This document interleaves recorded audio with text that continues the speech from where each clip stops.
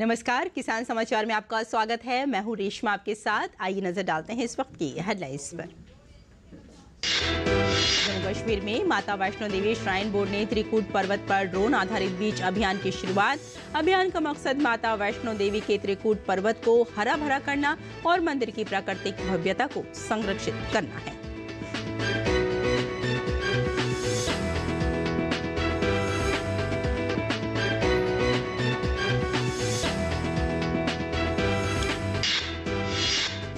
World food India 2024 योग के साथ ही आयुष आहार भी उपयोगी।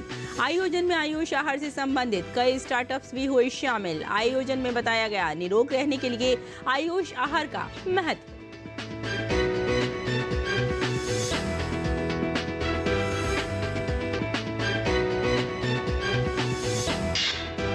देश में अधिकांश स्थानों पर खरीफ फसलों की बुआई का काम पूरा। फसलों में लगने वाली कीट एवं रोगों के प्रकोप से बचाव के लिए सरकार कृषि वैज्ञानिकों के जरिए किसानों को कर रही है प्रशिक्षित।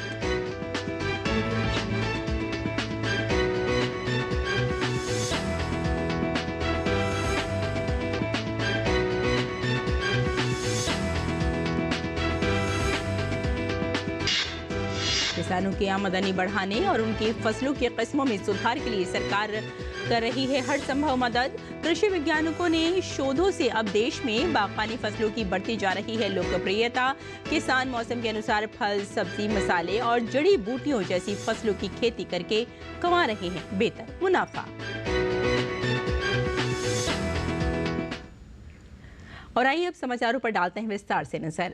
उपभोक्ता मामले, खाद्य एवं सार्वजनिक वितरण मंत्रालय ने 100 दिनों में महंगाई को नियंत्रण में रखने के लिए बड़े कदम उठाए हैं। इस बात की जानकारी दी उपभोक्ता मामले विभाग के सचिव निधि खरे ने। उन्होंने बताया कि नेफेड और एनसीसीएफ के माध्यम से सस्ती दरों पर प्याज उपलब्ध करवाई जा रही है। साथ ही खाद्य तेलों के दाम न बढ़ें, इसके लिए कदम उठाए गए हैं। इसके साथ ही उन्होंने बताया कि इलेक्ट्रिक व्हीकल की डिमांड बढ़ी है। ऐसे में बैटरी और चार्जर्स की क्वालिटी को चेक करने के लिए कोलकाता, मुंबई, बेंगलुरु में टेस्टिंग सेंटर्स जल्द शुरू होंगे।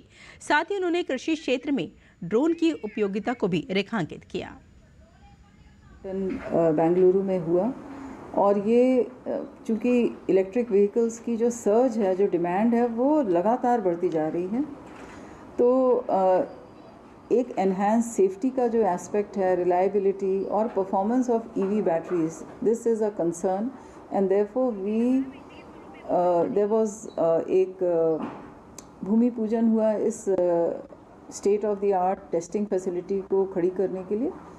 और इसमें न केवल ईवी बैटरी बल्कि जो चार्जिंग स्टेशन टेस्टिंग फैसिलिटी है उसके लिए भी व्यवस्था की गई। और ये व्यवस्था मुंबई, बेंगलुरु और कोलकाता में भी साथ ही साथ की जा रही है।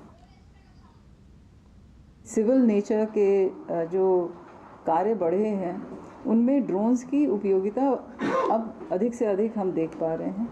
और ऐसे में ये एक आवश्यकता थी कि इस सेक्टर में सर्टिफिकेशन के न केवल सस्ती बल्कि एक विश्वसनीय एजेंसी को भी साथ में रखा जाए। और एनटीएच इस कार्य को बखूबी कर रही है।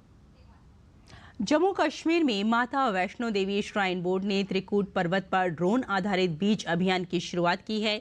यह अभियान मां वैष्णो देवी के त्रिकूट पर्वत को हरा भरा करने के लिए चलाया गया है, जिससे मंदिर की प्राकृतिक भव्यता को संरक्षित किया जा सके।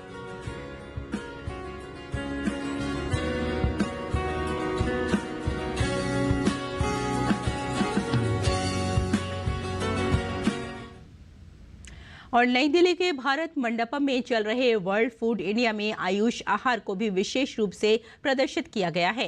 आयुष मंत्रालय द्वारा लगाई गई आयुष आहार प्रदर्शनी लोगों के आकर्षण का केंद्र बनी हुई है। योग के साथ ही अब आयुष आहार से भी दुनिया को रूबरू कराया जा रहा है। इसका जायजा लिया हमारे संवाददाता अजीत द्विवेदी ने। दिल्ली के भारत मंडपम में चल रहे वर्ल्ड फूड इंडिया में आयुष मंत्रालय ने भी अपनी यहाँ पर एग्जीबिशन लगाई है, जिसमें कि आयुष से जो है वो भोजन का यहाँ प्रदर्शन किया गया है और किस तरीके से यहाँ पर जितनी भी आयुष की चिकित्सा पद्धतियाँ हैं उसका यहाँ पर प्रदर्शन किया गया है। चाहे हम यूनानी की बात करें, चाहे होम्योपैथी की बात करें या दूसरी चीज़ों की बात करें, उसका भी प्रदर्शन यहाँ पर किया गया है और कई स्टॉल यहाँ पर लगाए गए हैं जो कि आयुष आहार को दर्शा रहे हैं, किस तरीके से योग के साथ साथ आयुष आहार के माध्यम से हम स्वस्थ रह सकते हैं। हमारे साथ बात करने के लिए सचिव आयुष मंत्रालय वैद्य राजेश फोटो जी हैं। राजेश जी, किस तरीके से ये पूरा प्रदर्शन लगाया गया, क्या खास है इसमें? एक्चुअली हम सब जानते हैं कि जो आयुष की पद्धतियां हैं इसके बहुत लंबी 5000 साल पुरानी परंपरा है। उसको वर्तमान के परिप्रेक्ष्य में उसको फिर से वैलिडेट करके उसको पैकेजिंग नए ज़माने के अनुरूप करके हमने इसको आयुष आहार, जैसे फूड सेफ्टी स्टैंडर्ड्स अथॉरिटी ने भी आयुर्वेद आहार को एक रेगुलेशन नोटिफाई किया है। कोशिश ये है कि योग तो दुनिया भर में पहुँच चुका है, अब आयुष आहार को भी दुनिया भर में पहुँचाना है। जी, और आज यहाँ पर हमने कुछ अच्छे स्टार्टअप जो इस क्षेत्र में काम कर रहे हैं उनको भी बुलाया है, उनके भी हम शोकेसिंग कर रहे हैं और ये स्टार्टअप जो है वो अपने क्षेत्र में यूनिक काम कर रहे हैं। जैसे एक स्टार्टअप है वो महिलाओं के लिए ही प्रोडक्ट्स बना रहे हैं, एक स्टार्टअप है वो प्रिवेंटिव केयर के लिए प्रोडक्ट्स बना रहे हैं, एक स्टार्टअप सर्विस के अंदर है। तो ऐसे हम अलग अलग स्टार्टअप्स को लेके आए हैं, यहाँ इनका भी निर्देशन कर रहे हैं। अब योग के साथ साथ जो है आयुष आहार जो है उसका भी समय है और ये आयुष आहार आप देख सकते हैं कि यहाँ पर इस तरीके से तमाम स्टॉल लगाए गए हैं। साथ ही कई स्टार्टअप जो हैं वो यहाँ पर आए हैं जो कि आयुष के क्षेत्र में काम करते हैं और लगातार आयुष आहार और आयुष से संबंधित जितनी भी दवाइयाँ हैं, जितने भी खाद्य पदार्थ हैं उनको बढ़ावा दे रहे हैं। और ये यहाँ पर भारत मंडपम में वर्ल्ड फूड इंडिया के तहत यहाँ पर आयुष मंत्रालय के द्वारा यहाँ पर एग्जीबिशन में प्रदर्शित किया गया है। कैमरामैन पीयूष के साथ अजीत द्विवेदी, डीडी न्यूज, दिल्ली। और देश में अधिकांश स्थानों पर खरीफ फसलों की बुआई का काम पूरा हो गया है। इस समय फसलों में विभिन्न कीट एवं रोगों के प्रकोप की संभावना सबसे अधिक होती है, जिसको देखते हुए कृषि विभाग के अधिकारियों के द्वारा लगातार किसानों के खेतों पर जाकर उन्हें फसलों में लगने वाले कीट रोगों से बचाव के लिए सलाह दी जा रही है। देश का कृषि मंत्रालय किसानों के विकास और बेहतर फसल के लिए न केवल नए शोध करता रहता है, बल्कि इसके लिए देश भर में किसानों को जागरूक बनाने का काम भी किया जा रहा है। इसी कड़ी में अब देश में अधिकांश स्थानों पर खरीफ फसलों की बुआई का काम शुरू हो गया है। इस समय पर फसलों में विभिन्न कीट एवं रोगों के प्रकोप की संभावना सबसे अधिक होती है, जिसको देखते हुए कृषि विभाग के अधिकारियों के द्वारा लगातार किसानों के खेतों पर जाकर उन्हें फसलों में लगने वाले कीट रोगों से बचाने के लिए सलाह दी जा रही है। इस समय बाजरा फसल में सफेद लट और फड़का कीट का प्रकोप दिखाई दे रहा है। कृषि वैज्ञानिकों के अनुसार सफेद लट की ग्रब बाजरे के पौधे की छोटी जड़ों को काटकर नष्ट कर देती है, जिससे बाजरे की फसल धीरे धीरे सूख कर नष्ट हो जाती है। फसलों में सफेद लट और फड़का कीट का नियंत्रण किसान कृषि मंत्रालय द्वारा जारी दिशा निर्देशों को अपनाकर कर सकते हैं। कृषि वैज्ञानिकों का कहना है कि किसान सफेद लट नियंत्रण के लिए बाजरा की खड़ी फसल पर इमिडा क्लोरोप्रिट 17.8%, SL 500 मिलीलीटर या क्यूना लफास 25 EC 4 लीटर दवाई प्रति हेक्टेयर की दर से 80 से 100 किलोग्राम सूखी मिट्टी या बजरी में मिलाकर वर्षा आने से कुछ समय पहले छिड़काव करें। यदि वर्षा नहीं हो रही है तो फव्वारा चलाकर सिंचाई करें, ताकि कीटनाशक पानी के साथ घुलकर जड़ क्षेत्र तक जाएं, जिससे सफेदे लट की ग्रब को नष्ट किया जा सके। वहीं मानसून की पहली वर्षा से 21 दिन तक लट की पहली व दूसरी अवस्था को नियंत्रण करना आसान रहता है। फड़का नियंत्रण हेतु प्रारंभ में खेत की मेड़ों से घास की कटाई कर दें एवं क्यूना लाफास चूर्ण 1.5% पाउडर का भुरकाव करें, जिससे फड़के की निम्फ अवस्था को ही नष्ट किया जा सके। Sangeeta Agarwal, DD news.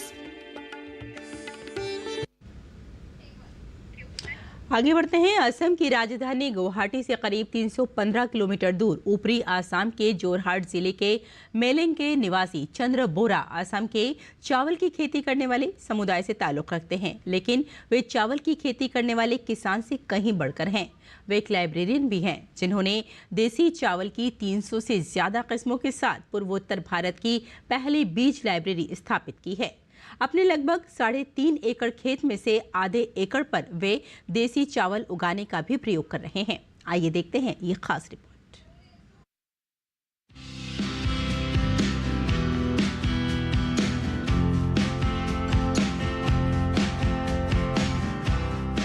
Library का नाम लेते ही आंखों के सामने किताबों की तस्वीर उभर जाती है, पर आज हम आपको एक ऐसी लाइब्रेरी में लेकर चलते हैं जहां आपको चावल की 300 से ज्यादा किस्में एक साथ देखने को मिलेंगी।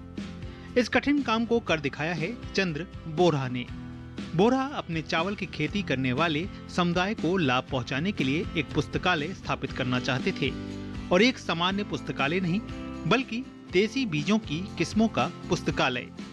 आज बोरा के पास पूर्वोत्तर भारत की पहली बीज लाइब्रेरी है जिसमें चावल की 300 देसी किस्में हैं।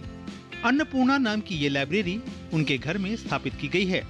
ये देसी बीजों का जीन बैंक है जो न केवल असम से बल्कि पूर्वोत्तर भारत के अन्य भागों और देश के बाकी हिस्सों से भी तेजी से लुप्त हो रहे हैं। पड़ोसी किसानों से एकत्रित की गई केवल 3 किस्मों से बोरा ने खेतों और किसानों के व्यापक दायरे में अपना विस्तार किया और अन्य बीज किस्मों को एकत्र किया, जिनमें सुगंधित, चिपचिपा, काला, बाढ़ सहिष्णु और पहाड़ी चावल शामिल है, जिनमें से कुछ औषधीय गुणों से भरपूर है। वो मेरा सॉइल लो लैंड है, उसका थोड़ा रेस करना पड़ेगा कि हाँ, अलग अलग सीड भी मैंने रखता हूँ उसके लिए सिखाने के लिए, अलग अलग पेस्ट के बारे में, अलग अलग इंसेक्ट के बारे में, और ये सब एक माइक्रोस्कोप रूटीन चाहिए। ये सब होने से मैं एक सीड स्कूल अच्छी तरह से चला सकता हूँ, और कुछ बेचने का व्यवस्था भी चाहिए। बहुत सारे स्टूडेंट आ जाता है, लेकिन उससे यार मेरा देखा है ना आप लोगों ने, इतना व्यवस्था नहीं है मेरा, तो इसके लिए थोड़ा हेल्प मिलने से अच्छा होता है। बहुत सारे साइंटिस्ट से मेरे को हेल्प करता है, और कभी कभी फाइनेंशियली, कभी कभी मेंटली। ये सब लोगों का, मेरा दोस्त भी है बहुत सारे जो मेंटली हेल्प करता है, क्योंकि एक फ़ोन पे भी बहुत मेरे को ताकत मिलता है। मैं सरकार को एक अपील करना चाहता हूँ, मेरा अनुभव से उन लोगों का अनुभव क्या है मेरे को पता नहीं, लेकिन मैं चाहता हूँ कि देखो हमारा पूर्वजों का ये संपत्ति है, ये बीज हमारा कल्चर है, हमारा हेरिटेज है। ये जितना हम खोया है ये चला जाने दो, लेकिन जितना होता हमारा पास अभी भी है, उसके लिए हर पंचायत में अगर एक सीड बैंक होगा तो ये अच्छा होगा। और पंचायत में सीड बैंक ही नहीं, एक बायोडाइवर्सिटी रजिस्टर होना चाहिए, और हर साल बायोडाइवर्सिटी रजिस्टर को रिन्यू करना चाहिए। बोरा ने अपने बीज पुस्तकालय में बाओ धान की 25 किस्मों को सहेजने में कामयाबी हासिल की है, जिनमें से प्रत्येक का रंग, आकार और विशेषताएं अलग अलग हैं। उदाहरण के लिए मगुरी की तुलना में रंगा बाओ बाढ़ के पानी के प्रति अत्यधिक सहनशील है। बाढ़ के प्रति प्रतिरोधी अन्य किस्मों में बेटू, देवरी बाओ और अमोना बाओ शामिल है, जो सभी पुस्तकालय में मौजूद है। चावल की खेती करने वाले किसान से चावल के बीज लाइब्रेरियन बनने तक बोरा का सफर आसान नहीं रहा। शुरुआत में उन्होंने इस तरह की लाइब्रेरी बनाने के विचार पर काम करने के लिए अलग अलग गैर लाभकारी संगठनों से संपर्क किया, लेकिन किसी ने भी दिलचस्पी नहीं दिखाई, क्योंकि उनके पास पैसे नहीं थे। इसलिए उन्होंने सब कुछ खुद ही करने का फैसला किया। बोरा की बीज लाइब्रेरी का एक महत्वपूर्ण पहलू ये है कि यह एक व्यवहारिक प्रयोगशाला के रूप में भी काम करती है, जहां हर साल चावल के बीज बोए जाते हैं और काटे जाते हैं। चावल कार्यकर्ताओं और वैज्ञानिकों का मानना है कि खाद्य विविधता ही खाद्य सुरक्षा है, और इसलिए भावी पीढ़ी के लिए चावल की देसी किस्मों को संरक्षित करना अत्यंत महत्वपूर्ण है। Bureau report, DD news. और किसान इस मौसम में कैसे रखें अपनी खेती का ख्याल, आइए जानते हैं।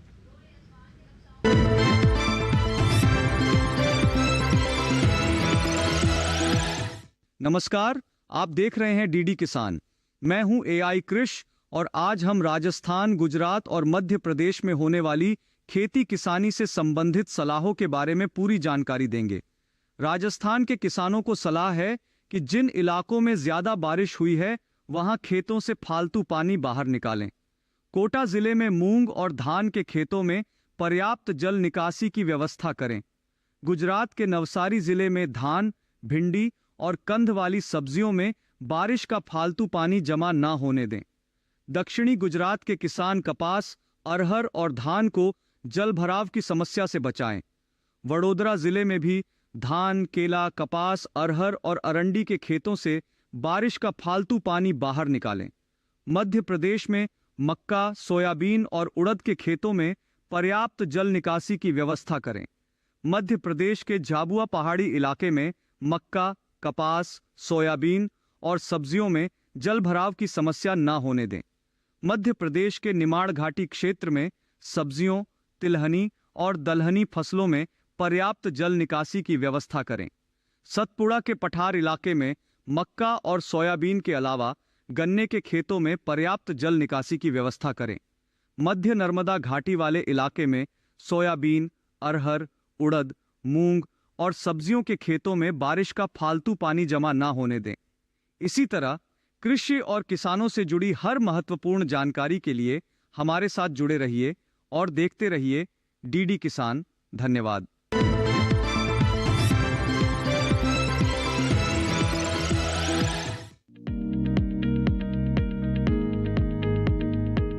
धनिये की खेती के लिए दोमट मिट्टी सबसे अच्छी मानी जाती है। इसे अच्छे जीवांश युक्त भारी भूमि में भी उगाया जा सकता है। खेत में जल निकासी का उचित इंतजाम जरूरी है। बोने से पहले खेत को अच्छी तरह जोत ले और मिट्टी को भुरभुरा बना ले। साथ ही मिट्टी को समतल कर ले। आखिरी जुताई में 100 से 120 क्विंटल प्रति हेक्टेयर की दर से गोबर की खाद मिला दे। बीज की मात्रा बुआई और सिंचाई की दशा पर निर्भर करती है। सिंचित दशा में 12 से 15 किलो बीज प्रति हेक्टेयर डालें, जबकि असिंचित दशा में इतनी ही जमीन के लिए 25 से 30 किलो बीज की जरूरत होगी। बोने से पहले बीज को उपचारित जरूर कर ले। साथ ही बुआई से पहले बीज को 12 घंटे पानी में भिगो कर रखें। कतार से कतार की दूरी 20 से 30 सेंटीमीटर जबकि गहराई 2 से 2.5 सेंटीमीटर रखें। पूरी फसल में 4-5 सिंचाई की जरूरत होती है। पहली सिंचाई बुआई के 30 से 35 दिन बाद, दूसरी 60 से 70 दिन बाद, तीसरी 80 से 90 दिनों के बाद और चौथी 100 से 105 दिन बाद करें। पहली सिंचाई के बाद निराई गुड़ाई करके खरपतवार निकाल दें। 1 माह बाद फिर से निराई गुड़ाई करें। खरपतवार की रोकथाम के लिए विशेषज्ञों की सलाह पर उचित दवाओं का छिड़काव करें। धनिये में उकठा रोग चूर्णिल आसिता रोग हो सकता है। इसे ग्रामीण भाषा में दहिया भी कहा जाता है। रोकथाम के लिए रोग अवरोधी प्रजातियां बोकर भी बीमारियों से बचा जा सकता है। फसल चक्र अपनाना भी बेहतर रहता है, लेकिन किसान इस बात का ध्यान रखे कि फसल में किसी भी तरह की दवा का छिड़काव करने से पहले कृषि विशेषज्ञों की सलाह जरूर ले। पूरी फसल होने पर पत्तियों की तुड़ाई सावधानी से करें। ध्यान रहे तोड़ते समय पत्तियां बर्बाद ना होने पाए। 1 हेक्टेयर जमीन से 125 से 140 क्विंटल तक हरी पत्तियां ली जा सकती है।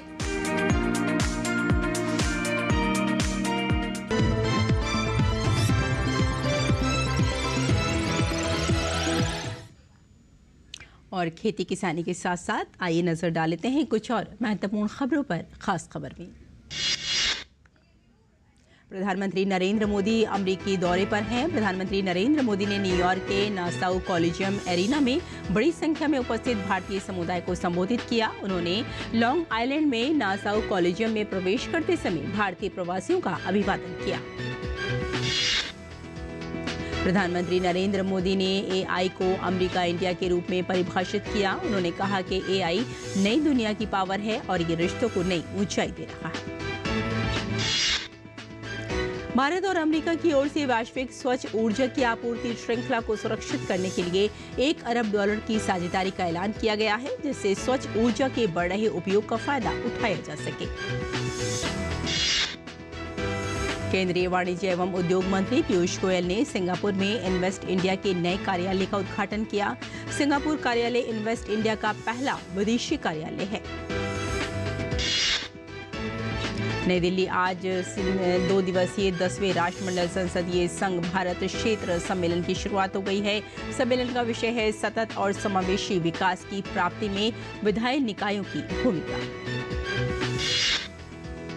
जम्मू कश्मीर में विधानसभा चुनाव के दूसरे चरण के लिए प्रचार का आज आखिरी दिन है। इस चरण में 5 जिलों की 26 विधानसभा सीटों पर 25 सितंबर को वोट डाले जाएंगे। भाजपा नेता शहजाद पूनावाला ने कांग्रेस पार्टी पर गंभीर आरोप लगाए हैं। उन्होंने कहा कि कांग्रेस पार्टी के अंदर से कुमारी सैलजा के नेतृत्व को लेकर जो टिप्पणी आई है वे कांग्रेस पार्टी की मानसिकता को दर्शाता है। बिहार के मुख्यमंत्री नीतीश कुमार ने पीएम नरेंद्र मोदी को पत्र लिखकर अयोध्या से सीतामढ़ी के बीच वंदे भारत ट्रेन चलाने का अनुरोध किया है। उत्तर प्रदेश के रामपुर में रेलवे ट्रैक पर लोहे का खंभा रखने के आरोप में जीआरपी ने 2 आरोपियों संदीप चौहान और विजेंद्र उर्फ टिंकू को गिरफ्तार किया है। आरोपी संदीप पर पहले से 16 जबकि विजेंद्र पर 2 आपराधिक मुकदमे दर्ज हैं। चेन्नई के अक्कराई में पुलिस एनकाउंटर में नामी गैंगस्टर सेजिंग राजा की मौत हो गई। गैंगस्टर सेजिंग राजा पर बीएसपी प्रदेश अध्यक्ष आर्मस्ट्रॉन्ग की हत्याकांड का आरोप था। उत्तर प्रदेश के सुल्तानपुर में ज्वेलर्स की दुकान पर हुई डकैती के मुख्य आरोपी अनुज प्रताप सिंह को पुलिस ने उन्नाव में हुई मुठभेड़ में मार गिराया। अनुज अमेठी के जनापुर निवासी था और उस पर 1 लाख रुपए का इनाम घोषित था। आज अंतर्राष्ट्रीय सांकेतिक भाषा दिवस मनाया जाता है, जिसमें बधिर समुदाय द्वारा अनेक कार्यक्रम आयोजित किए जाते हैं ताकि समाज में जागरूकता फैलाई जा सके। इसकी शुरुआत 1958 में विश्व बधिर महासंघ द्वारा की गई थी।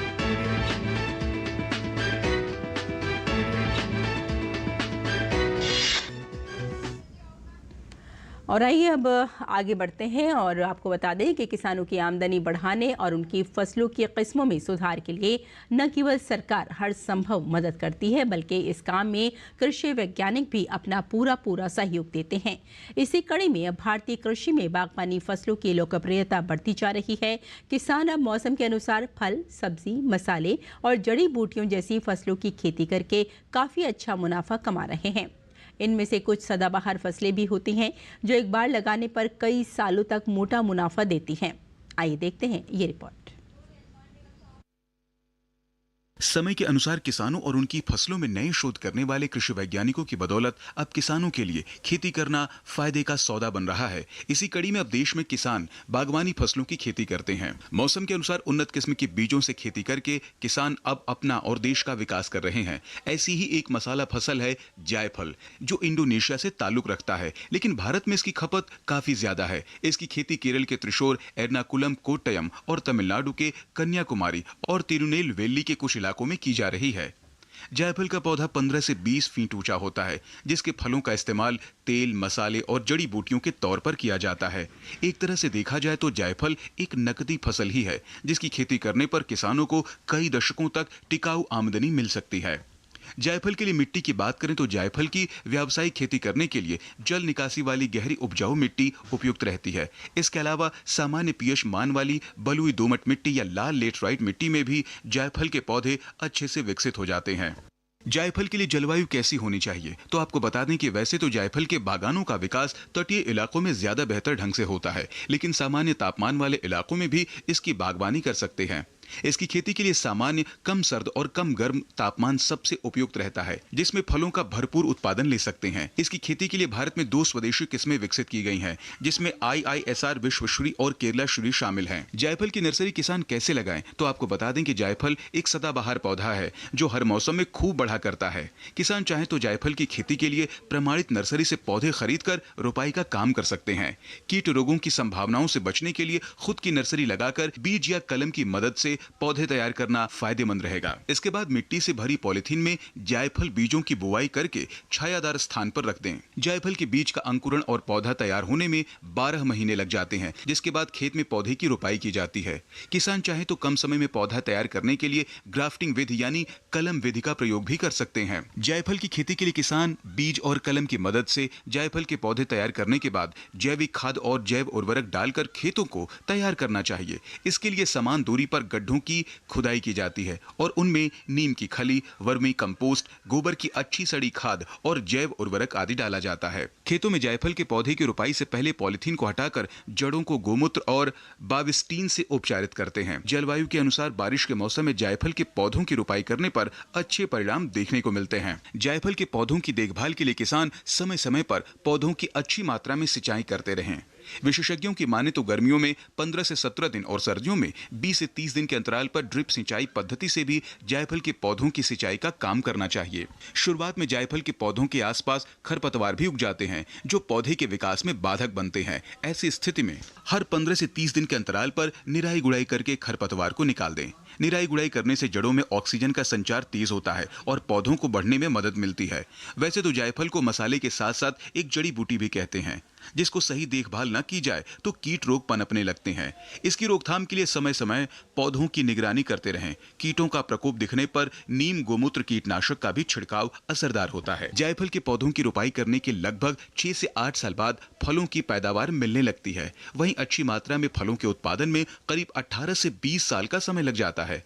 जायफल के पौधों में फूल निकलने पर 9 महीने बाद ही फलों का उत्पादन मिलने लगता है, जिससे जावित्री को अलग करके जायफल को बेच सकते हैं। इसके पौधे से हर साल 500 किलो तक फलों की पैदावार ले सकते हैं, जिससे करीब 2 लाख रुपए तक की आमदनी हो जाती है। बता दें कि बाजार में जायफल के साथ साथ जावित्री के भी अच्छे दाम मिल जाते हैं। इस तरह कम खर्च में जायफल की बागवानी करके सालों साल अच्छा मुनाफा कमा सकते हैं। ब्यूरो रिपोर्ट के साथ संगीता अग्रवाल की रिपोर्ट, DD न्यूज।